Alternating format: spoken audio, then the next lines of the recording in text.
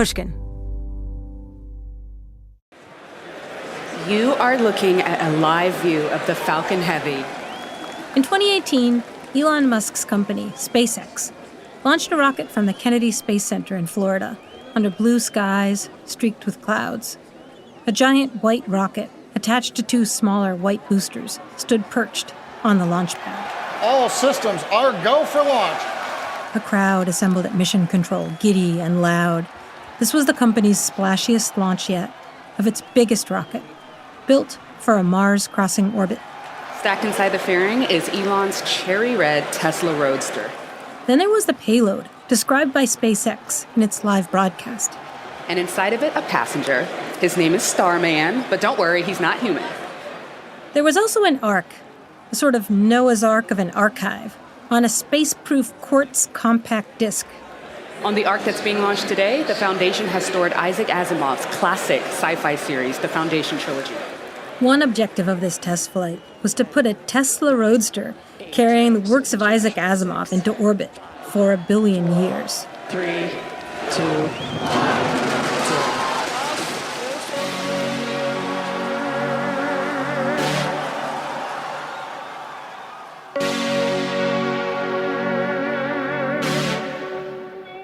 Welcome to the Evening Rocket.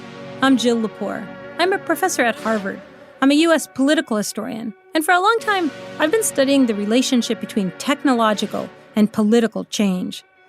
I'm fascinated by visions of the future, in political discourse, in literature, in science fiction, and even comic books. This series, I'm exploring a new kind of capitalism. Call it Muskism. Extravagant, extreme capitalism. Extraterrestrial capitalism, where stock prices can be driven by dreams and fantasies that come from science fiction.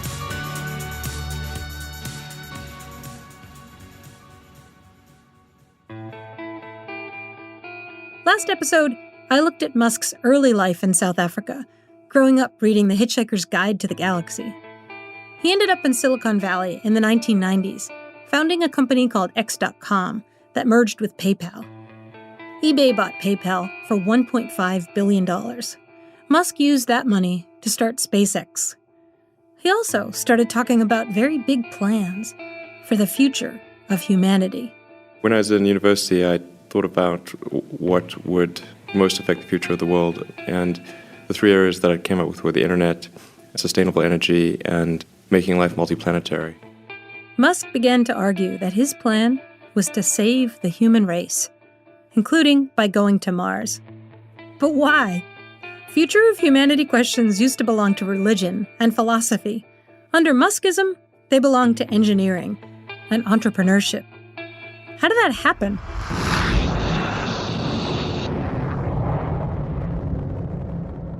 This episode of the Evening Rocket is called Planet B.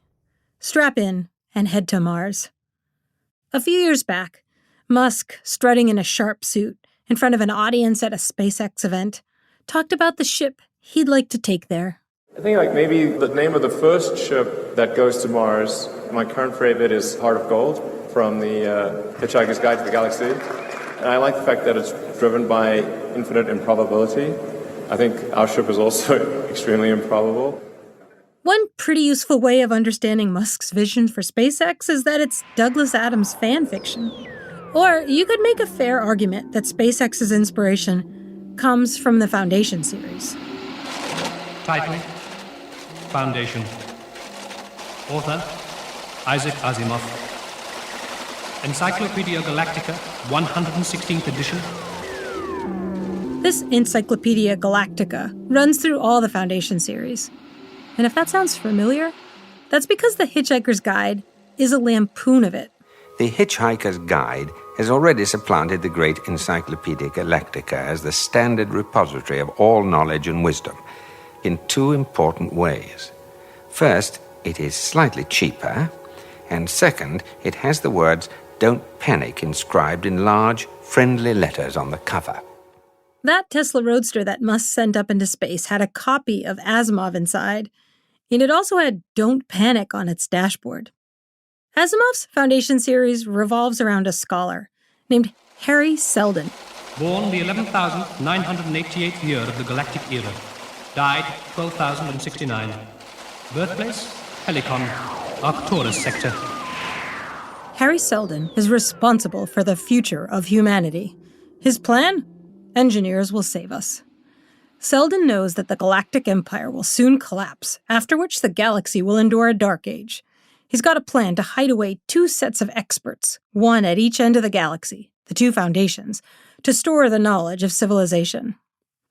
Elon Musk read this story as a kid, and later said that the lesson he drew from it was that you should try to take the set of actions that are likely to prolong civilization, minimize the probability of a dark age, and reduce the length of a dark age if there is one.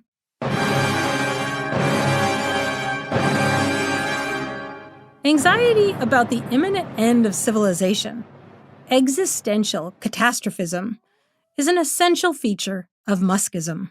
Humanity, in this understanding of the world, is always at risk of extinction. Entrepreneurs and engineers are trying to save us all. I got to wondering where this idea came from. When did people begin worrying about human extinction? That's a good question. So it depends on what you mean by worrying. That's Thomas Moynihan, author of the 2020 book, X-Risk: How Humanity Discovered Its Own Extinction. Moynihan has a doctorate from Oxford, where he's been affiliated with something called the Future of Humanity Institute. I do need to note here that Musk is a donor to that institute. I called up Moynihan to ask him about the history of the panic, don't panic, about human extinction, which is different from a religious worry about the coming apocalypse. Apocalypse secures a sense of an ending, whereas extinction anticipates the ending of sense. According to Moynihan, people started worrying about human extinction sometime in the 18th century, during the Enlightenment, partly because scientists studying fossils had begun to observe and to document the extinction of other species, like dinosaurs. This fascinated Romantic poets. Byron himself refers to using steam engines to deflect incoming asteroids and stop them from wiping out humanity. Mary Shelley, a decade after she wrote Frankenstein, wrote The Last Man, the first novel in English that imagines human extinction by way of a global pandemic. By the end of the 19th century, you get science fiction that imagines a risk coming from other planets. Heavens, something wriggling out of the shadow like a gray snake. Martians came to Earth in H.G. Wells' 1898 novel, War of the Worlds. But as Moynihan points out, Wells also thought of other planets as a way to avoid human extinction. Ladies and gentlemen, it's indescribable. I can hardly force myself to keep looking at it. At the end of War of the Worlds, he mentions that humanity might be able to migrate to Venus in the long term, and that would somehow prolong the lifespan of civilization. But of course, early science fiction emerged during an era of imperialism. After all, as Cecil Rhodes himself said, I would annex the planets if I could. H.G. Wells wasn't actually promoting a colony on Venus. He was opposing British colonies on Earth. He began War of the Worlds by talking about British colonial expansion into Tasmania, writing that the Tasmanians, in spite of their human likeness, were entirely swept out of existence in a war of extermination waged by European immigrants in the space of 50 years. Are we such apostles of mercy as to complain if the Martians warred in the same spirit? The line from Wells to Musk is a line of rupture. To recycle Age of Imperialism science fiction, absent the criticism of imperialism, is to erase history. Moynihan argues that in the middle decades of the 20th century, fears of human extinction got ratcheted up after Hiroshima and during the Cold War, with its concern about nuclear Armageddon. The danger wasn't alien invasion. The danger was us. By the 1980s, people concerned about what's come to be called existential risk, especially people fighting for arms control, came up with some fancy calculations to try to win the argument. We shouldn't be thinking about human extinction as just the death of the 7 billion people that are currently alive. We need to think about it more as the foreclosure of all the future generations of people that could have been, who could have had worthwhile lives. This idea really took off. This, to me, strange calculation by which our lives, the lives of everyone here on Earth, just don't amount to much compared to the lives of all the future beings who won't live if we don't establish colonies on other planets. Then, in the 1990s, Moynihan says, a lot of tech people involved in early message boards came together to really panic about a long list of existential risks. Asteroid or comet impacts, supervolcanic eruptions, stellar explosions, nuclear war, climate degradation, and then one that also gets a lot of attention as well is artificial intelligence. At the time this list was growing on tech message boards, Elon Musk was in college and then in Silicon Valley, developing his sense of mission. Earlier this year, Bernie Sanders tweeted, "We're in a moment in history where two guys, Elon Musk and Jeff Bezos, own more wealth than the bottom 40% of people in this country." Musk tweeted back, "I am accumulating resources to help make life interplanetary and extend the light of consciousness to the stars." Not everyone thinks Musk and Bezos are heroically saving humanity from extinction. My question is, why do they think they're doing that? Jeff Bezos was born in New Mexico in 1964. Both he and Elon Musk grew up on stories about the Apollo 11 moon landing. The U.S. ended its moon program in 1972. Bezos, a Star Trek fan, always wanted to go back to the moon. In 1982, at his high school graduation, he gave a speech about it. "Space, the final frontier," he said. "Meet me there." This fall, 2021, Bezos made one of his science fiction childhood dreams come true. He sent William Shatner, Captain Kirk, up in one of his rockets. In college, at Princeton, Bezos was president of the Space Exploration Society. Musk tells a story about how, as a kid, he went to the NASA website to look up the schedule for going to Mars. In 1964, NASA had launched the Mariner 4 probe, the first spacecraft to fly by Mars. The great question is, what will Mariner reveal? Of course, the possibility of life on Mars has been debated for many years. Faint lines seen on the surface have led to the idea that these were canals dug by the Martians, but I don't think anybody goes that far these days. The probe sent back 21 photographs unveiled at the White House before Lyndon Johnson. But the photographs revealed a barren, dusty wasteland, all but crushing any hope, as Johnson said, that there was life on Mars. It may just be that life as we know it, with its humanity, is more unique than many have thought. That view of Mars started to change in the 1990s, which marked a convergence. Tech types had become consumed with the possibility of human extinction. Jeff Bezos and Elon Musk were starting to make millions, even billions of dollars. And writers and scientists had begun to imagine ways Mars could be made habitable. The science fiction writer Kim Stanley Robinson published the Mars trilogy, in which scientists from Earth have terraformed Mars.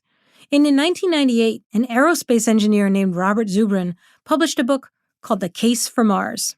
There's 3 reasons why Mars should be the goal of our space program.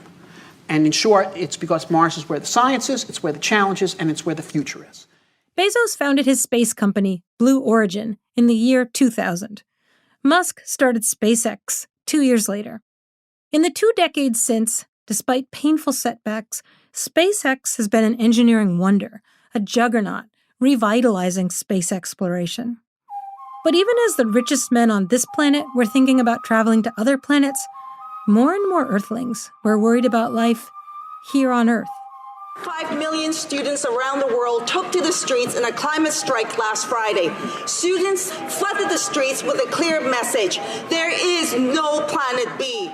While Musk and Bezos were building rockets, "There is no planet B" became the motto of the environmental movement, a way for people to say that space exploration not only fails to address the risk of human extinction, but is instead part of the problem. Even Kim Stanley Robinson took this line. I still speak positively about us going to Mars and even perhaps someday terraforming Mars, but it's a project for like the year 3000 AD. what I feel I have to say now is to remind people there is no planet B. It's not simple, it's not fast, it isn't going to happen anytime soon, and so we can't be thinking that Earth is disposable. Elon Musk began to change the way he talked about going to Mars.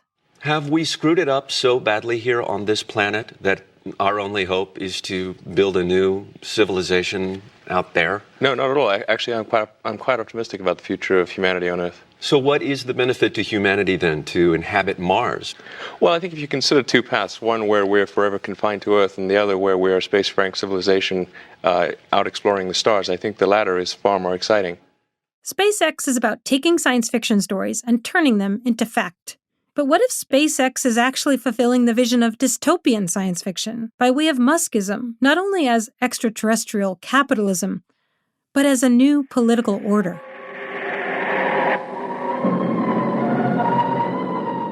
Isaac Asimov's Foundation series first appeared as a book in 1951, but a more prophetic science fiction story about money and politics and the future of humanity came out in 1952. The Space Merchants, Frederick Pohl's and C.M. Kornbluth's modern classic about the future when the wizards of high-pressure salesmanship take over. It's the story of Mitchell Courtney, a copysmith, star-class with Fowler Schock & Associates, the biggest and greatest advertising firm of the future, and a tale of a rocket ride to Venus. The Space Merchants is dystopian science fiction, later made into a radio drama. The story opens on a blighted, depleted, overcrowded Earth at a board meeting of an advertising agency called Fowler Schock & Associates. Gentlemen, I'm proud, and I'm humble when I say it's successful. The mining ventures are bringing the people here on Earth many of the metals our forefathers exhausted long ago. The colonists seem quite untouched by the Kansi revolutionists. Only 6 instances of Kansi sabotage in the past week. On this desperate, dying Earth, Fowler Schock is worried about Kansis, conservationists, or what we'd call environmentalists. Gentlemen, on my trip back from the moon, I began to wonder, are we getting soft? But now I've decided Fowler Schock & Associates is not soft, that it's ready to meet a challenge greater than our development of the moon, the greatest challenge the world of advertising and promotion has ever met, the colonizing of Venus. The Space Merchants wasn't the first version of this dystopian vision. In a story from 1901 with the excellent title, To Mars with Tesla, that is, with Nikola Tesla, a guy advertising a rocket trip to Mars turns out to be a con man. This year, SpaceX, in Fowler Schock fashion, announced that it has organized the first fully private, entirely for-profit mission, carrying 5 men, paying $55 million each on an 8-day flight. The Washington Post has reported that SpaceX might be involved in a project to build the first hotel in space. Blast back to the past, to the U.S. presidential election year of 2012. During that year's contest for the Republican nomination, moderates like Mitt Romney said a plan to go to the moon was crazy. I spent 25 years in business. If I had a business executive come to me and say they wanted to spend a few $100 billion to put a colony on the moon, I'd say you're fired.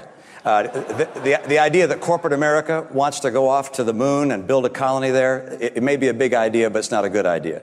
But far-right Republicans like Newt Gingrich endorsed this idea. But I'll tell you, I do not want to be the country that, having gotten to the moon first, turned around and said, it doesn't really matter. Let the Chinese dominate space. What do we care? Okay, now blast ahead to the U.S. presidential election of 2016, when Newt Gingrich was one of Donald Trump's closest advisors. And in the weeks between Trump's election and his inauguration, both Elon Musk and Jeff Bezos went to visit him in Trump Tower. In 2017, after Trump took office, people started talking about moon fever. As one commentator put it, Trump wanted to make the moon American again. Americans, though, weren't much behind this project. A poll found that 63% of Americans wanted NASA to focus instead on climate research. Only 13% favored another trip to the moon. But this didn't stop Trump. Thank you very much, Vice President Pence, for helping. Where's our Vice President? Great job. To restore American leadership in space. Trump directed NASA to alter its schedule and make a priority of sending Americans to the moon. Our journey into space will not only make us stronger and more prosperous, but will unite us behind grand ambitions and bring us all closer together. Wouldn't that be nice? Can you believe that space is going to do that? At the end of 2017 at the White House, Trump made a formal announcement of a new destination. This time, we will not only plant our flag and leave our footprint, we will establish a foundation for an eventual mission to Mars and perhaps someday to many worlds beyond. It wasn't only about science, he said. Space has so much to do with so many other applications, including a military application. What he meant by that became clear a year and a half later. We're gathered here in the Rose Garden to establish the United States Space Command. It's a big deal. Spacecom will soon be followed, very importantly, by the establishment of the United States Space Force as the sixth branch of the United States Armed Forces. Space isn't so much the next frontier as the next battleground. And Elon Musk and his dream of a multiplanetary civilization? Well, over $1 billion of SpaceX's funding comes from the U.S. Department of Defense. Some of that relates to Space Force. In some ways, SpaceX and Space Force are two sides of the same Bitcoin. In 2020, SpaceX was awarded several many-million-dollar contracts with the U.S. military, including a $149 million contract to develop missile-tracking satellites, a major contract to launch new rockets for Space Force, and another to develop a rocket capable of delivering weapons anywhere around the world. Under the Biden administration, the Pentagon is expected to continue to work closely with SpaceX. We approached SpaceX for a response, but at the time of this recording, we hadn't received a reply. There is a politics of space. Often it looks less like the politics of Star Trek, a JFK-style new frontier of exciting science and good government, than like the politics of Star Wars, of swaggering generals and imperial Death Stars. There's also something of a party politics of space. And in the U.S., it's been generally Republican and conservative. In the Senate, the race to space has been most fiercely endorsed by the Texas senator and presidential aspirant, Ted Cruz. No longer is space just an uninhabited void or a scientific novelty. That's Cruz in 2019, chairing a hearing on the emerging space environment. Cruz grew up reading the science fiction of Robert Heinlein, a noted libertarian and author of The Man Who Sold the Moon. Heinlein's estate awards the Heinlein Prize for Space Commercialization. Both Musk and Bezos have won it. Cruz may win it one day soon. By some estimates, the space sector will grow to nearly $3 trillion in value in the next 3 decades alone. It is also my belief that the world's first trillionaire will be made in space. One purpose of Space Force is to protect the space merchants. Bernie Sanders wasn't the only person on the left to notice the ironies here, the staggering inequalities. In 2019, Trevor Noah, the mixed-race South African who hosts The Daily Show on Comedy Central in the U.S., pictured Elon Musk bringing colonists to Mars. You gotta admit, it would have been kind of funny if Elon Musk waited until they landed on Mars to be like, oh, I forgot to mention, you are my space slaves now! Get to work building my base! Because then you realize all those rich white people would be slaving away on the Martian fields. They'd be singing their old Caucasian spirituals. Trevor Noah tied race to space. But they got tied together again in 2020, after George Floyd was killed in Minneapolis on May 25th, a Monday. Protests began in Minneapolis that night. By Wednesday, they'd begun to spread across the country. On Thursday, the governor of Minnesota called in the National Guard. On Friday, Trump delivered an ultimatum, tweeting, "When the looting starts, the shooting starts."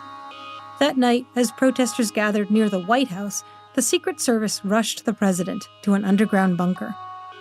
The next day, May 30th, 2020, Trump boarded Air Force One. But where to? And now it's my high honor and distinct privilege to introduce to you the the man whose vision and relentless leadership brought us to this historic day, the 45th President of the United States of America, President Donald Trump. Trump hadn't flown to Minneapolis to talk to protesters. He'd flown to Florida, to the Kennedy Space Center, to watch the long-scheduled launch of SpaceX's first manned mission, the first time a commercial space corporation carried people into space. Ignition.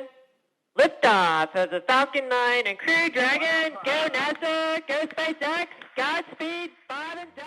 It was a weird freak of timing, the George Floyd protests and SpaceX's triumphant launch. From the lakes of Minnesota. Well, thank you very much. Please, please. Big day. It's a big day. It was an unfortunate freak of timing. Trump took to the stage to his trademark walk-on music at the Space Center and started out talking about the protests. My administration will always stand against violence, mayhem, and disorder. And it was a hard turn to get to the rocket, but Trump tied the two together.